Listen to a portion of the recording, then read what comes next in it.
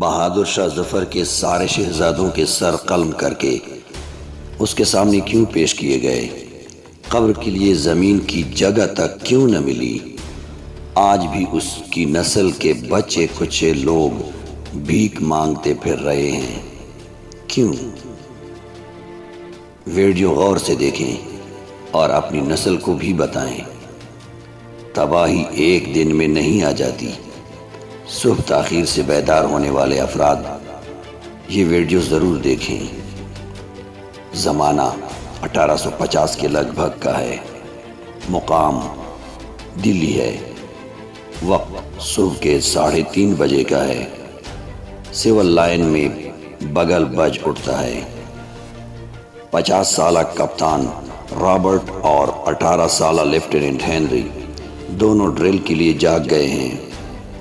2 گھنٹے بعد طلوع آفتاب کے وقت انگریز سویلین بھی بیدار ہو کر ورزش کر رہے ہیں۔ انگریز عورتیں گھڑ سواری کو نکل گئی ہیں۔ 7 بجے انگریز مجسٹریٹ دفتروں میں اپنی اپنی کرسیوں پر بیٹھ چکے ہیں۔ ایسٹ انڈیا کمپنی کے سفیر سر تھامس مٹکاف دوپہر تک کا اکثر حصہ ختم کر چکا ہے۔ کوتوالی اور شاہی دربار کے خطوں کا جواب دیا جا چکا ہے۔ بہادر شاہ ظفر کے تازہ ترین حالات کا تجزیہ آگرہ اور کولکتہ بھیج دیا گیا ہے۔ دن کے 1 بجے سر مٹکاف بگھی پر سوار ہو کر وقفہ کرنے کے لیے گھر کی طرف چل پڑا ہے۔ یہ ہے وہ وقت جب لال قلعہ کے شاہی محل میں صبح کی چہل پہل شروع ہو رہی ہے۔ ظل الہی کے محل میں صبح صادق کے وقت مشاعرہ ختم ہوا تھا، جس کے بعد ظل الہی اور عمائدین خوابگاہوں کو گئے تھے۔ اب کنیزیں نقرئی برتن میں ظل الہی کا منہ ہاتھ دھلا رہی ہیں اور تولیہ بردار محجبینیں چہرہ، پاؤں اور شاہی ناک صاف کر رہی ہیں، اور حکیم چمن لال شاہی پائے مبارک کے تلووں پر روغن زیتون مل رہا ہے۔ اس حقیقت کا دستاویزی ثبوت موجود ہے کہ لال قلعے میں ناشتے کا وقت اور دہلی کے برطانوی حصے میں دوپہر کے لنچ کا وقت ایک ہی تھا۔ 2000 سے زائد شہزادوں کا بٹیر بازی، مرغ بازی، کبوتر بازی اور مینڈھوں کی لڑائی کا وقت بھی وہی تھا۔ اب 100 سال یا 150 سال پیچھے چلتے ہیں۔ برطانیہ سے نوجوان انگریز کولکتہ، ہگلی اور مدراس کی بندرگاہوں پر اترتے ہیں، اور برسات کا موسم ہے، مچھر ہیں اور پانی ہے۔ ملیریا سے اوسط 2 انگریز روزانہ مرتے ہیں، لیکن ایک شخص بھی اس مرگ آباد سے واپس نہیں جاتا۔ لارڈ کلائیو پہرول گھوڑی کی پیٹھ پر سوار رہتا ہے۔ اب 2018 میں آتے ہیں۔ 95% سے زیادہ امریکی رات کا کھانا 7 بجے تک کھا لیتے ہیں، 8 بجے تک بستر میں ہوتے ہیں اور صبح 5 بجے سے پہلے بیدار ہو جاتے ہیں۔ بڑے سے بڑا ڈاکٹر 6 بجے صبح اسپتال میں موجود ہوتا ہے۔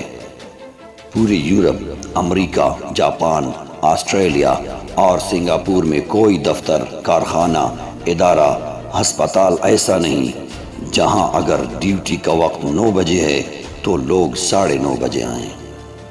آج کل چین دنیا کی دوسری بڑی طاقت بن چکی ہے۔ پوری قوم صبح 6 سے 7 بجے ناشتہ اور دوپہر 11:30 بجے لنچ اور شام 7 بجے تک ڈنر کر چکی ہوتی ہے۔ اللہ کی سنت کسی کے لیے نہیں بدلتی۔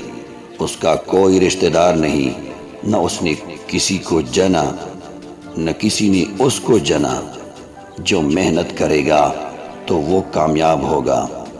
عیسائی ورکر تھامسن مٹکاف 7 بجے دفتر پہنچ جائے گا تو دن کے 1 بجے تولیہ بردار کنیزوں سے چہرہ صاف کروانے والا بہادر شاہ ظفر مسلمان بادشاہ ہی کیوں نہ ہو، ناکام رہے گا۔ بدر میں فرشتے نصرت کے لیے اتارے گئے تھے، لیکن اس سے پہلے مسلمان پانی کے چشموں پر قبضہ کر چکے تھے۔ جو آسان کام نہیں تھا، اور خدا کے محبوب رات بھر یا تو پالیسی بناتے رہے یا سجدے میں پڑے رہے تھے۔ حیرت ہے ان حاطب اللیل دانشوروں پر، جو یہ کہہ کر قوم کو مزید افیون کھلا رہے ہیں کہ پاکستان 27ویں رمضان کو بنا تھا، کوئی اس کا بال بیکا نہیں کر سکتا۔ کیا سلطنت خداداد پاکستان اللہ کی رشتہ دار تھی؟ اور کیا سلطنت خداداد میسور اللہ کی دشمن تھی؟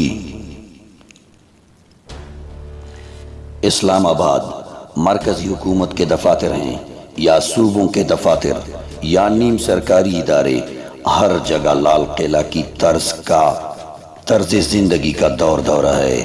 کتنے وزیر، کتنے سیکرٹری، کتنے انجینئر، کتنے ڈاکٹر، کتنے پولیس افسر، ڈی سی او، کتنے کلرک صبح 8 بجے ڈیوٹی پر موجود ہوتے ہیں۔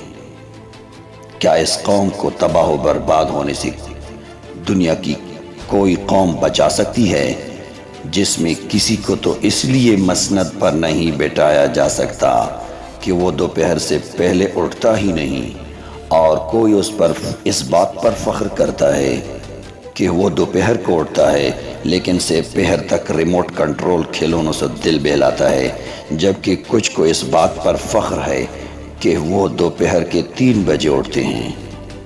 کیا اس معاشرے کی اخلاقی پستی کی کوئی حد باقی ہے؟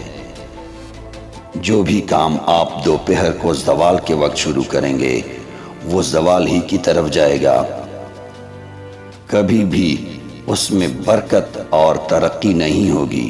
اور یہ مت سوچا کریں میں صبح اٹھ کر کام پر جاؤں گا تو اس وقت لوگ سو رہے ہوں گے، میرے پاس گاہک کدھر سے آئے گا؟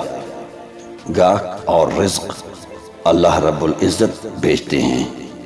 وطن عزیز کی بقا اور ترقی کی خاطر اس پبلک ویلفیئر ویڈیو کو اپنے حلقہ احباب میں ضرور شیئر کیجئے، کیا پتہ کوئی تو اس سے نصیحت پکڑ لے۔